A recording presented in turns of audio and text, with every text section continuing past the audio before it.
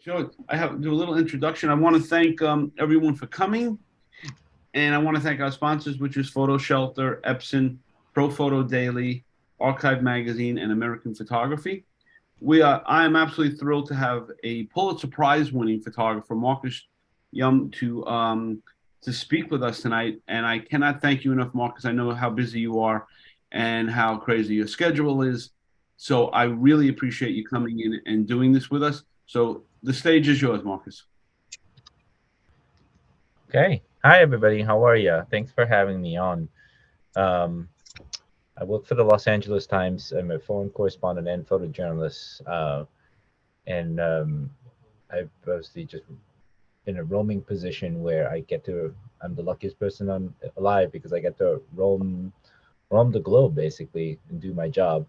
Um, and it's a very open-ended job at this point. And last year I was in Afghanistan during the fall of the country and remained there for 2 months and documented the swift American withdrawal and the effects of the Afghan people. And this year I found myself swapping one terrible situation to another terrible situation. And in February 20th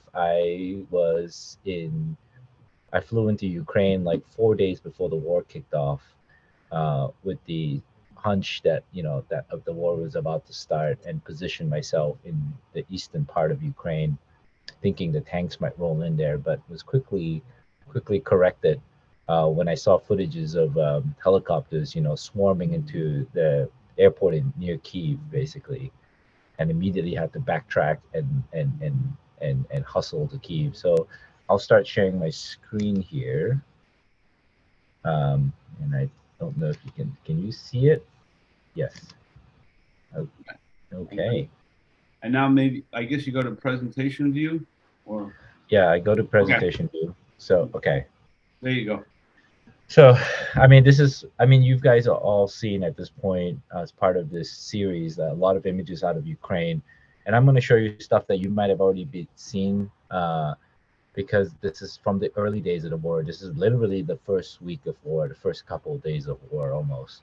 And where there are no rules, nobody knew what was going on. I was hitchhiking at some point, hitchhiking up a highway because, like, we wouldn't have a consistent driver, and we would like try to get rides and go to places, and we would try to scope out where Russians were, and where battles were fought. This is like a day after a tank battle on the highway where a bunch of Ukrainian tanks obliterated Russian units. We were the first ones to rush into Irpin, the town next to Bucha, when the Russians were bombarding it in the first couple of days. And we walked in to Irpin and made our way to a train station to witness a dramatic escape by train. And this was literally the last train leaving that town. And then, as in the early days, as everything was so unpredictable. Me and my colleague Nabibulos were, mapping out the edges of what was possible and what was not. And, we even made our way up to the very, very front of Irpin near Bucha, where you can hear Russian tanks rolling by and people were taking shelters in an underground shelter underneath a school. And everywhere we went, there was just destruction. I mean, and sometimes things could be pretty unpredictable. And logistics and transportation was tough because what could be like a 1.5 hour drive can turn into like a 4 or 5 hour drive because of like destroyed bridges and roads. Yeah, and Marcus, so as you're starting your trip, do you have in your head ideas of what types of stories you want to cover, or does it come to you as you're there? It comes to us when we're there. I mean, like these things are hard to preconceive. Stories in war are hard to preconceive unless somebody else has done it. You know, a good example actually on this picture, this gentleman right here. We ran into him because when we were mapping out our pin by ourselves and trying to figure out, because nobody wanted to go beyond the bridge in the beginning early days, we hitched a ride with this gentleman right here. he's like, come on in, and we basically spoke to him, and he was like, well, my name, and he explained what he was doing. He's just a local guy who is risking his life to evacuate people, and he's using getaway cars. He's just like taking commandeering cars available to him on the street to drive people out. And so we spent like some time with him in Irpin driving around picking up people. So and so some of these stories come to us, and some moments come to us because we were present for the story, and some moments are detached from stories. Like this moment here had nothing to do with the stories we did, but it was a moment that, like, resonated with a lot of people, especially people with pets. um I don't know why images of pets in wars do really well, but I remember this image really taking on its own life, and even like, I got swarmed with emails of people asking me what happened to the dog. Right.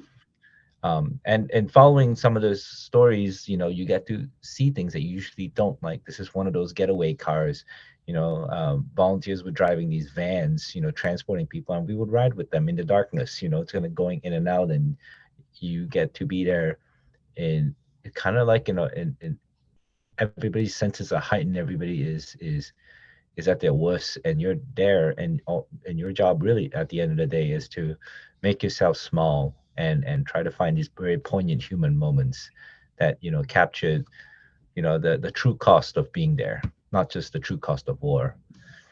um and sometimes you find unique stories, like, we've seen, at this point of the war, we've seen a lot of like pictures of funerals. But when we first got to Kharkiv, when the Russians were bombing it in the early days, I did a story on the Holocaust survivor that survived all of the Holocaust, lived a full life, but didn't survive a Russian rocket, basically. So Mm. we got permission from his daughter to attend his funeral and do a profile on his life and all that. So my job at the end of the day is go beyond just the pictures, but also like do text reporting and all that. Um, but war is horrific. War is, I don't know how to describe it sometimes, except I see things that I can't unsee, you know. Mm. Um, and sometimes war requires you to be Johnny in the spot. Like, you really have to jump out and move quickly, and you take a few pictures, but you really have to like try to be as humane as possible. I remember taking a few pictures and then just putting down my camera and going like, all right, where is the ambulance? Like, why, let's get these people some help.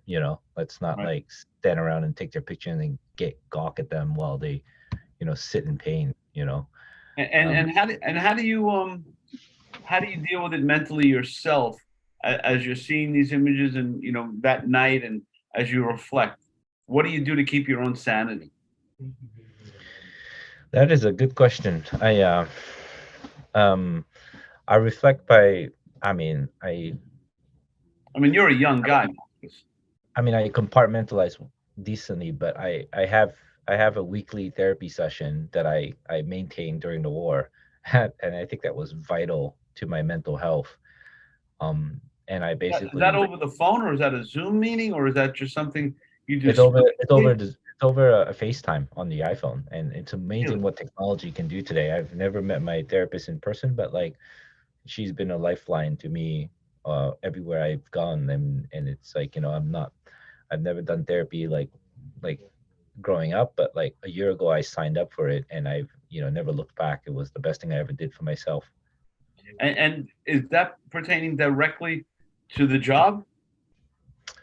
Yeah, it is. It is. I mean, it pertains to a lot of things, not just the job, but like it pertains to like me wanting to understand how my mind works, and like Mm. how I operate, how I think, how I approach problems, how I navigate difficult situations, especially one that involves like emotional uncertainty. Um, I've learned to find agency in having no agency because of my job. Mm. You have absolutely no control, and you have to find some sort of agency in that. And sometimes uh, things can get pretty bad, and yeah, I don't know. I mean, it's a tough question. Mental health is Yeah, yeah. always the one I say it's a work in progress. Yeah, And and I didn't mean to ask an intimate question, but it's just, like, does the paper pay for it? Because it's all pertaining to your job. But yeah, the paper has I been know generous. where My you want my to leave. company pays for that stuff, and I'm Great, not worried about it. great. Um, and they've been really kind about making sure I'm taken care of. I get time. They've been kind about like making sure I get some. If I'm sick, if I want out, they say just pull out. Um, you Great. know, well, my work schedule is more grueling than most because I'm like the only photographer, the only person who is a photographer that's based abroad for the company. So I mostly handle the largest share of like overseas work as a photographer. Mm. So some of my assignments sometimes can go for a month, 2 months, 3 months, and I'm not. I'm sort of in I'm a homeless drifter right now. I've been doing this for the last two years, been like literally without an address for the last 2 years, and just drifting from job to job to job to job. Wow. Um, and if I'm not, then I just rent. If I'm not working, I rent an Airbnb. I choose a location. I rent the Airbnb and can do my like admin work somewhere. Right. So as you can see, it's snow. There's still snow on the ground. This was literally the early days of the war. I feel, I'm sure your viewers are very like well versed about at this point about like, what they've seen and what they've not seen. I can't imagine like the kind of stuff that's coming out. I watch the imagery that's coming out. It's like we're getting bombarded every day, with horrific scenes coming out of Ukraine. Like, and I feel like what I've done in the early days of the war pales in comparison, because it was just me mapping What out were the those war. blue things, Marcus? What were Mhm. those the blue canisters? They were storage containers for chemical, a certain kind of chemical there. I think we couldn't figure out what kind of chemicals. It smelled really bad. Mm. So we knew that I had to hold my breath for this one because I didn't have a respirator and I didn't want to be breathing in like any kind of fumes, that were really Yeah. bad. But, I'm sure I shortened my life by a few days just standing there. Um, but yeah, early days was just me figuring out, going knocking on every door, going to every checkpoint, trying to see which checkpoint I can cross. Trying to like, okay, maybe this is the front line. Maybe we can go out. Let's drive as far as we can until the last checkpoint where they tell us, do not go past here. The Russians are behind us. So and we tried everything. One day we were in Irpin, another day we'd venture into the east to try to map out as far as we can, and we'd fail doing that. We go back to Irpin, like we're just like pinballing everywhere from Kiev in the early days just to figure things out. And it's been a rough slog. I mean, one of those days I ventured too far west of Irpin and got stranded in on a neighborhood that was, I think, somewhat under Russian control. And we heard footsteps behind us, and we noticed there were Russian soldiers marching down the street. And we immediately, like, stood on the side, like, sidestepped onto the sidewalk. And the owner of a home, like, saw what was going on and, like, opened his gate and basically, like, gives us shelter. And we get to hide in their home for a while until the Russian patrols had passed. And it took an hour or two, and we basically like were able to figure out like when their patrols were, and then we got out and got commandeered a vehicle and got out of there. So I mean, you could say that family saved your life. Yes, yes, very much so, and I'm very thankful for them. And we didn't speak a word of Russian. They didn't speak. I mean, we didn't speak a word of Ukrainian or Russian, and they didn't speak a word in English. But we understood each other with gestures. Mm. Wow. Wow. Um, and What, yeah, what, I mean, a lot. what was that Mhm. last image, Marcus? This one, this was a sort of a roll call for a civilian defense group called the Svobodas. They're kind of like they're interesting group. They're made up of like everyday people.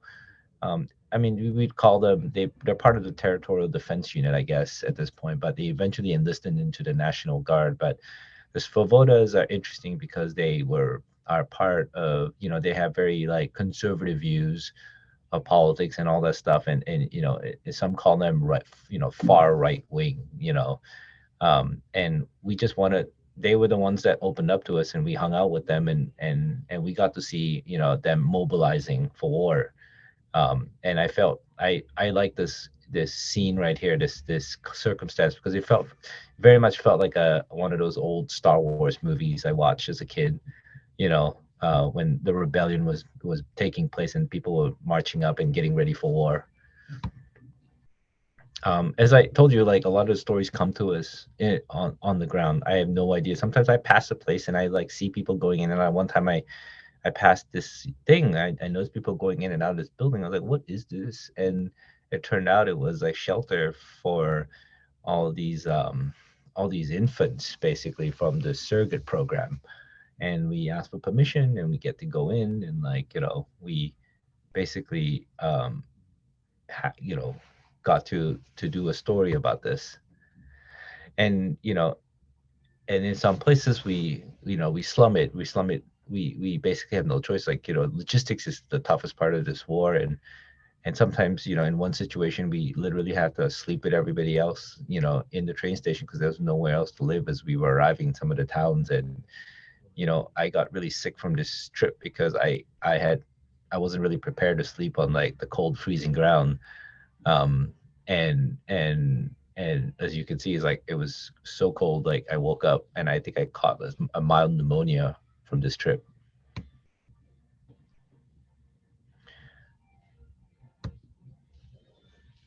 And it's a tough trip. I mean, like, uh, my job at the end of the day is to try to make l- images that are not too, what's the word, not too gory. I understand that war is war, and there's some images that are hard to unsee, but I don't know. I mean, I have a lot more imagery that is just way more gory, and I don't know. I don't gravitate towards it, and I don't, I feel like how much senseless violence is needed before, I don't know. I question how much senseless violence we need to publish sometimes, but I think it's more important for me. My role, at least in this, in part of this coverage of this war, is trying to find more human stories. And if there's some violence that needs to be portrayed, but like, at the, at the very least, I'm trying to at least make it tasteful. What were those men doing? What were they carrying down furniture? They were carrying out supplies. They were just doing this human change of passing boxes to boxes, boxes onto each other and then back down. So it was an interesting scene. So it's a lot of these moments where you just wander in and out of places. You're talking to people. You're relying on the goodwill of people. You're you're finding human moments. You're waiting around. I'm not just snapping photos and walking on. I'm talking to people. I'm trying to get their name. I'm doing a little bit of reporting, getting names, getting anecdotes, hearing their stories. Like, you ask the same questions over and over again. Tell me your story. Tell me what happened. And everybody oftentimes always do. And any sense of the type of people that the Ukrainians are? Did you get? Were you able to peel back the onion and get a sense of their patriotism?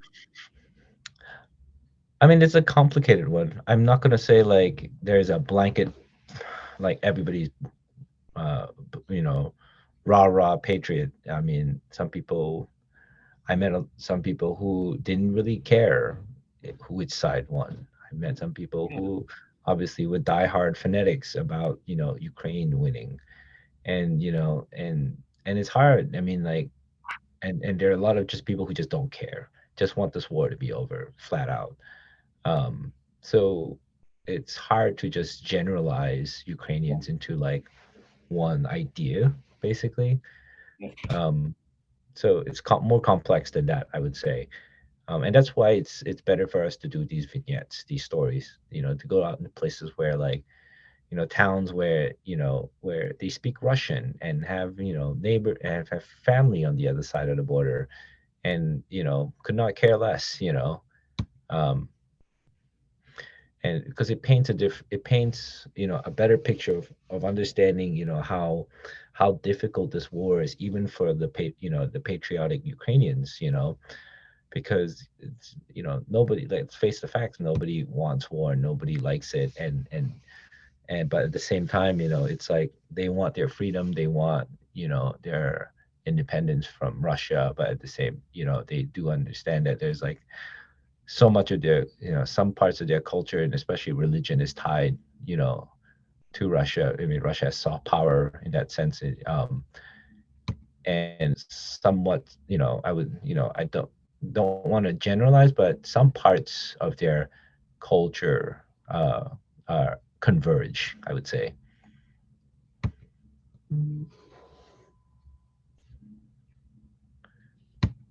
And how long were you there on the first time in?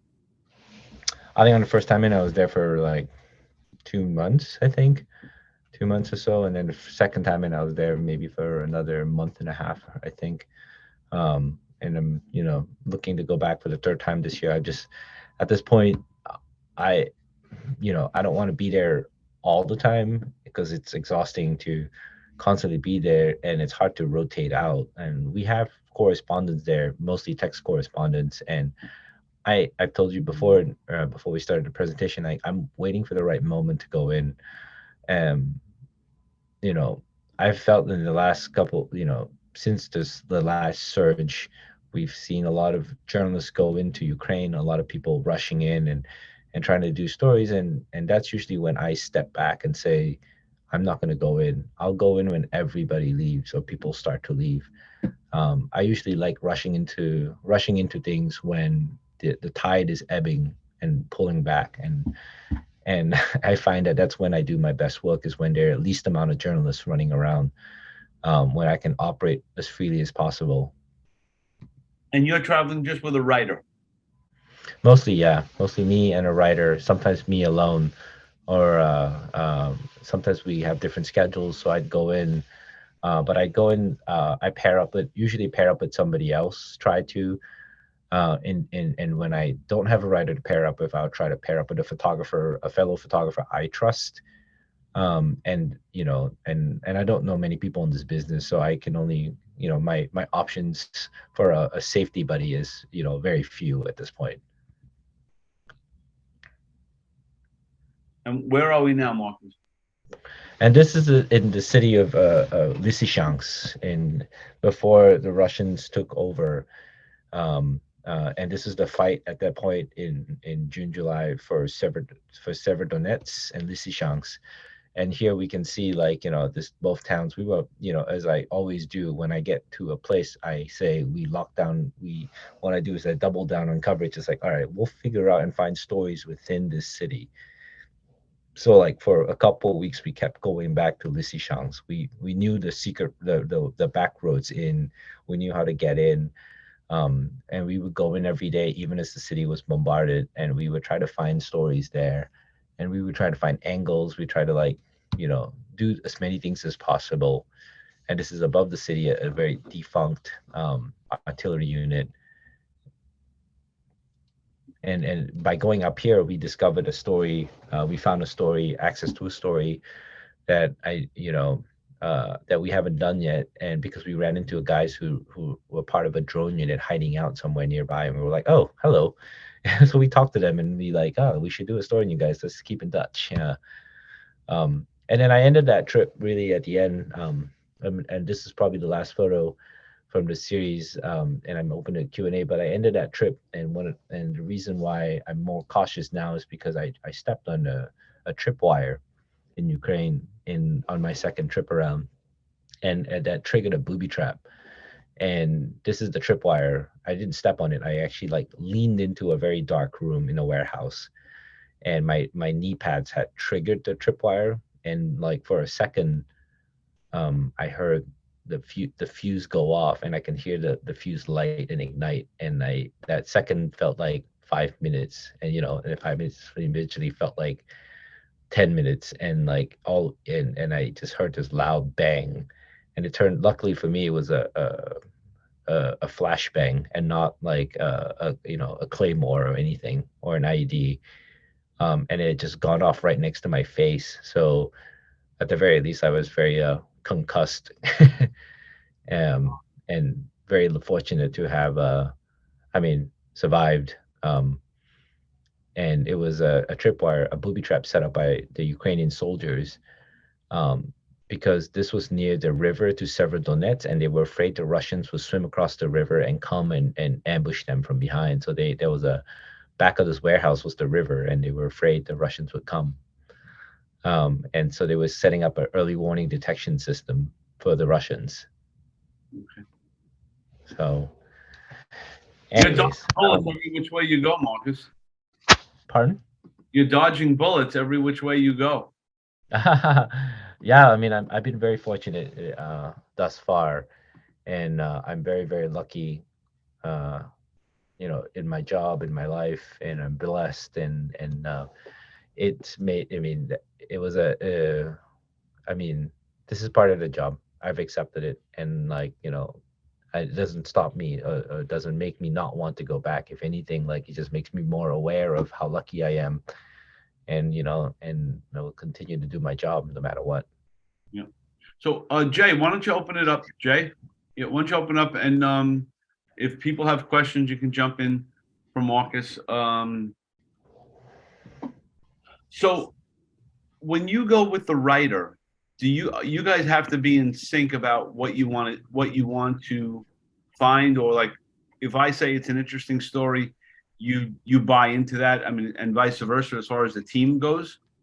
Yeah, I mean, I would say that's how we try to operate as best as possible. I mean, if there's a story where I just think it's complete BS, I just like frown and just says, "This is a boring story. I'm not doing this." Or it's a non-visual story, and I push back, and the writer would be like, "Okay, okay, how about?" And then I pitch a better idea, or he comes up with a better idea, and it's a back and forth. It's we're yin and yang, and I think it should be that way. And then once we have formulated a better story idea, we pitch it together to our editors and say, like, all right, we're gonna do this tomorrow. This is what we're gonna come up with. Yeah, it would And be we yin and yang, right? Yeah, but we That's a bad but I mean, joke, but obviously, no, it's obviously like we in most traditional outlets or publications, the writer dictates the story. But I'm fortunate enough to work for a publication that has given me a lot of voice and autonomy in what we do. So I'm able to at least like voice my concern if, like, there's a story that, I don't know, this is a, if I think it's a policy story, I just like, you can write that story, I'm going to use this time and do something else. And usually that's enough of a pushback to go like, okay, maybe we shouldn't write a policy story, but leave that to the think tank magazines. right. And so, you guys actually get on the phone and talk to the editors in real time, like, there or in the evening, and say, we're thinking of these 2 or 3 stories. What do you guys think? And then right in that conversation, it gets decided. Yeah, pretty much. I mean, we have a conversation with editors every day, anyways, for safety reasons. We check in, we talk about what we've done. My editor, my editor would check in and ask if with us individually, me and the writer, ask how we're doing. Are you feeling okay? Do you think you want to continue? Like, they're pretty good about that stuff. And that's important. Not many editors are like that. Right. Yeah. If anyone has a question, jump in and just fire away. Bernadette or Mary or John, if anyone has. Um, so, you'll go back probably after the first of the year. Then you were thinking. Well, I was thinking maybe Christmas. I mean, I'm not sure, to be honest. Yeah, ideally, I'd like to go back before the year is over. Make a short trip before the year, maybe bleed into next year. But I don't know how much fighting there will be.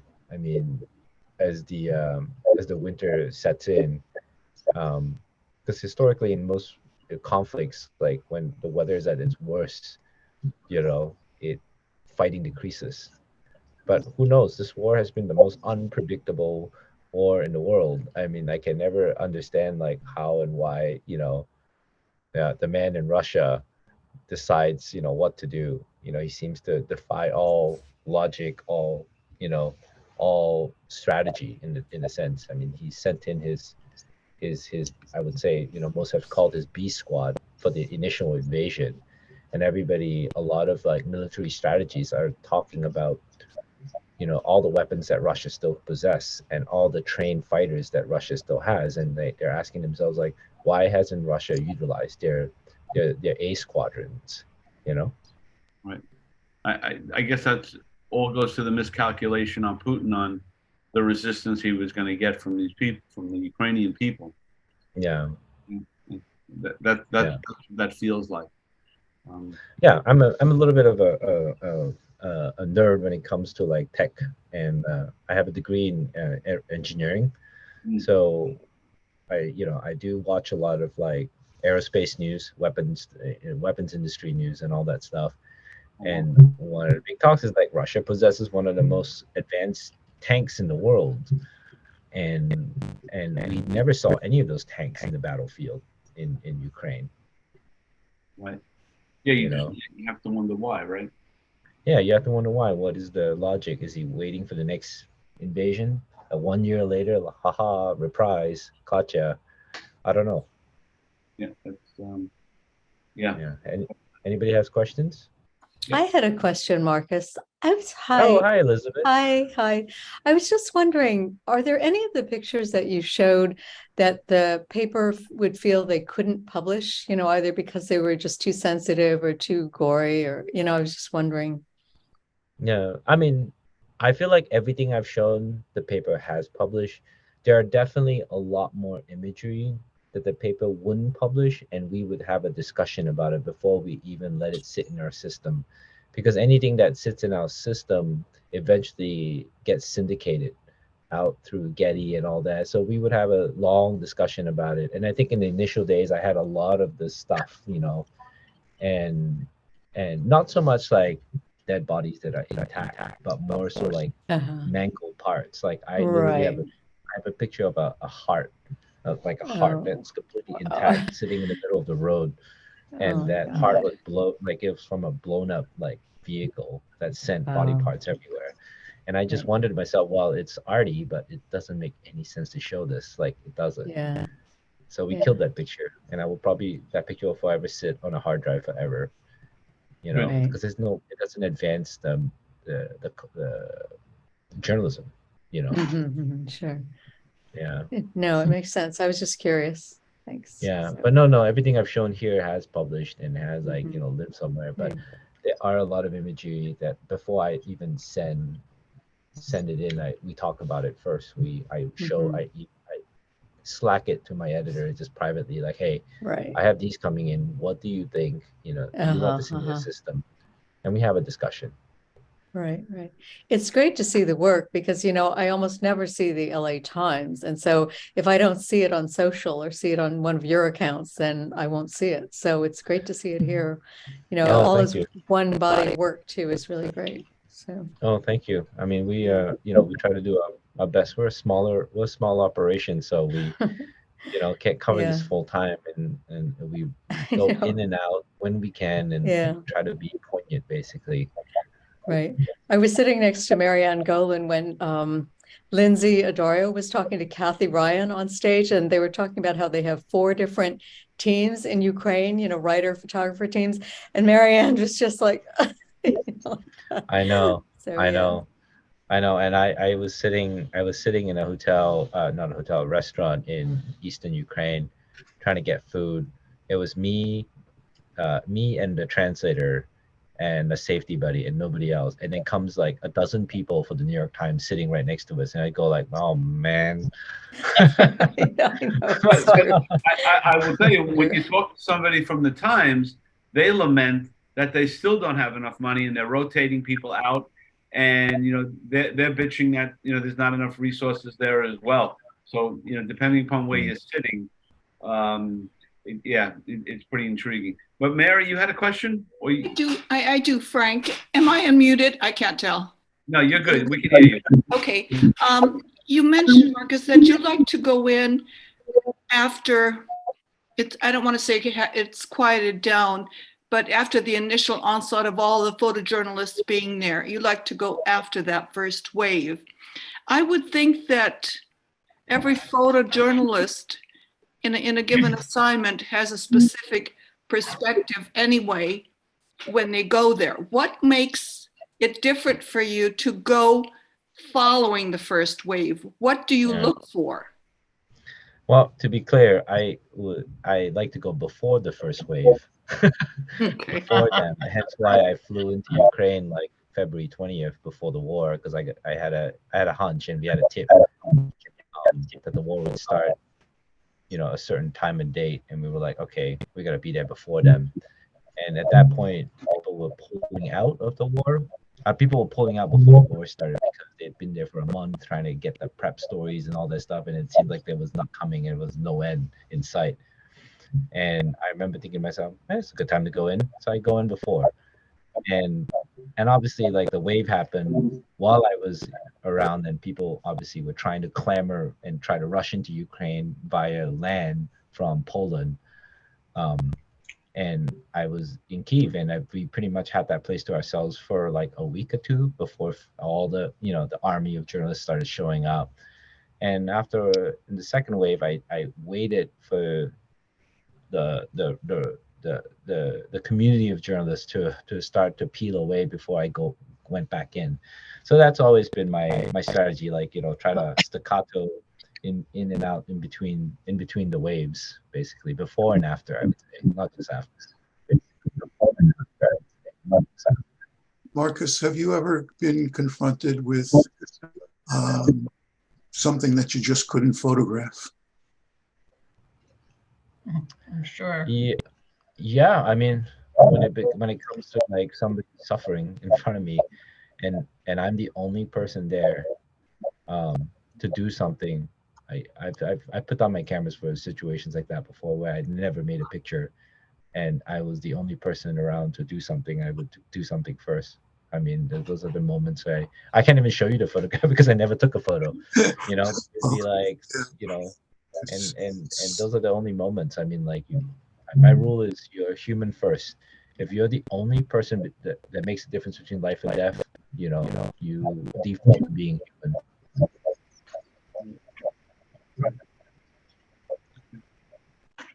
Any other questions? Marcus, I have a quick question. I'm sure it's very, very stressful keeping safe in such a very, very volatile and violent atmosphere. But how do you deal with like relatives that are very, very concerned and I'm sure, reach out and are very, very worried? Someone is causing a lot of static. Could they mute themselves or something? It's Bernadette.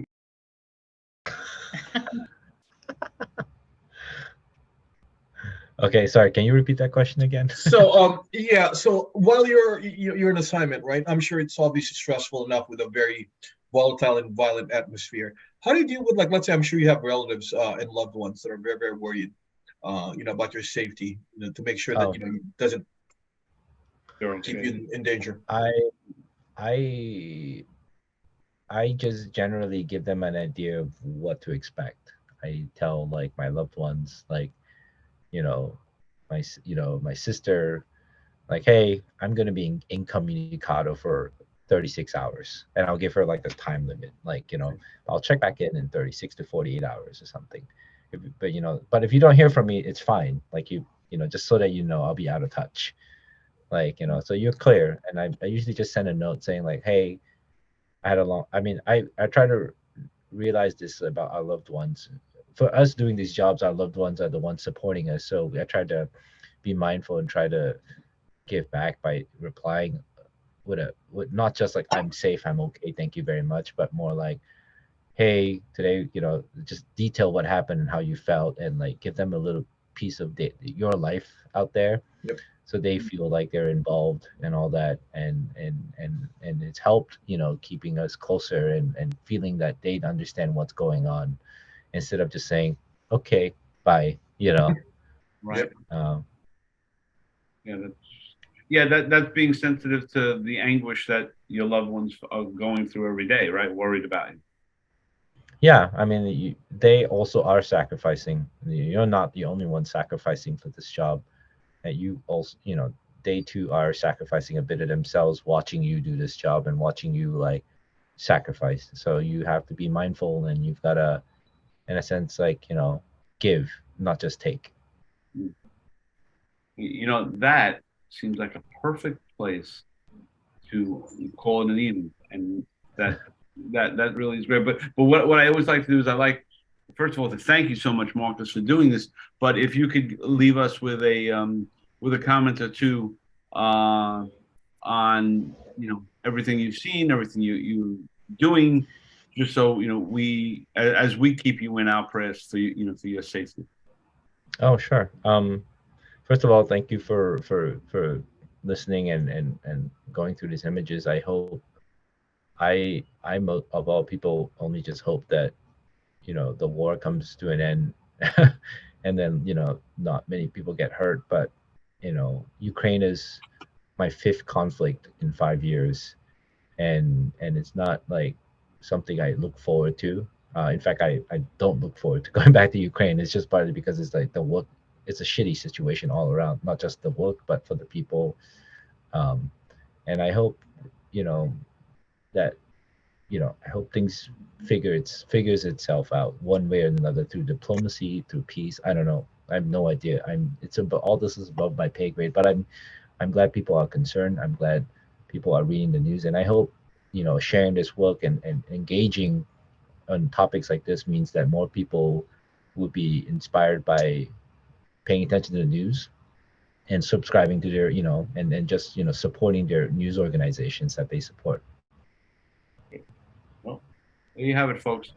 Tomorrow night we have Paula Bronstein, another wonderful photographer, who's actually in Ukraine as we speak. So that'll be interesting. So Marcus, I thank you very, very much, and we'll see everyone tomorrow.